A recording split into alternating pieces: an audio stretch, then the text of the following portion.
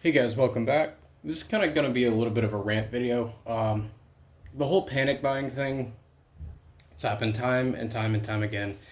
And to me, it just doesn't make any sense. Some of the stuff that I'm seeing kind of going on with the whole Russian ammo ban is absolutely ridiculous. A few people are saying that we're prepping for World War III and we don't want to get our ammo from an enemy. Just stupid stuff like that. I think everybody's got their tinfoil hats on a little bit too tight. So I think what everybody should do is maybe take a deep breath and just relax.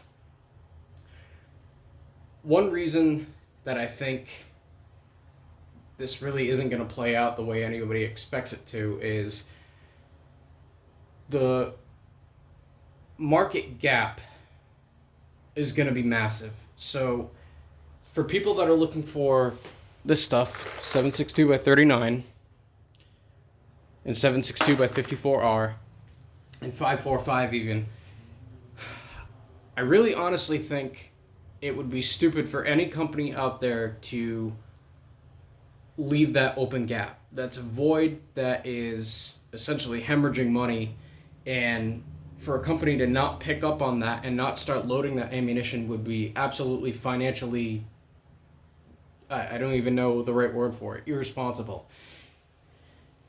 If I was, let's say, Federal, just as a company that everybody's kind of familiar with, and I saw that, hey, look, cheap 762 by 39 and 54R and 545, all those Russian, calibers are becoming harder and harder and harder to get, and they're very expensive now, and people aren't really shooting them as much, and people are looking for them and looking for the best deal. I would undercut the rest of everybody out there, load the cheapest stuff that I could to still make a good profit, and put that stuff back out there. I think people kind of get into this frenzy and they get worked up over stuff that's just plain not going to happen. The stuff is still going to be out there. There are people in the US that load. I'm not really familiar with any of the companies. I've seen a couple of them listed, but I'm not really sure of their names because I'm so used to the Russian companies like Barnaul, Wolf. Although Wolf doesn't load it, it's an importer.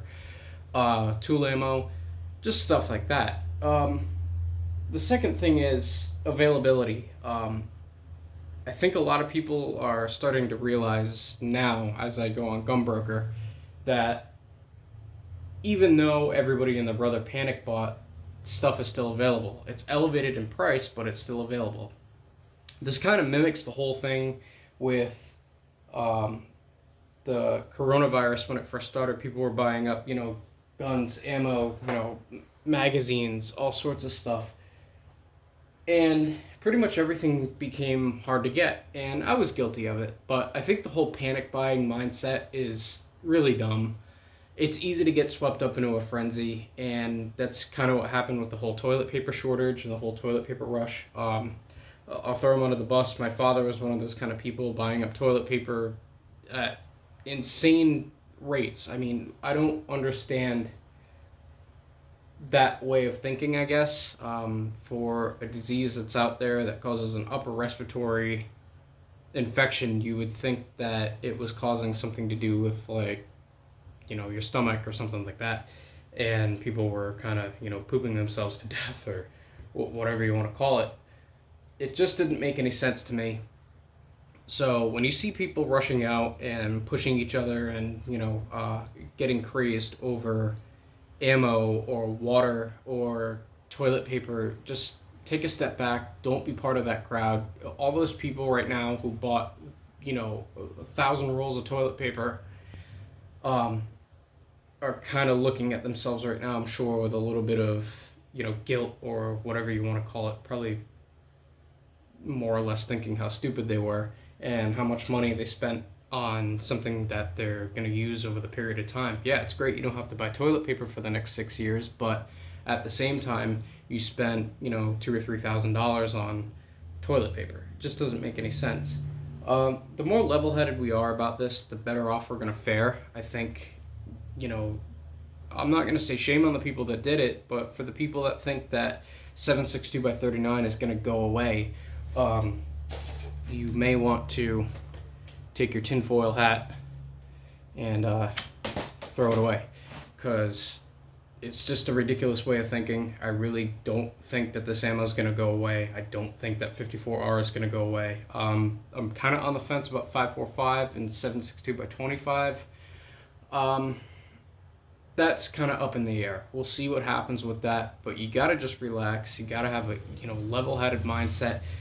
Problems in the world still exist outside of this ammo shortage. So for people that are spending ridiculous amounts of money on this stuff, your kid still needs diapers, still need baby food.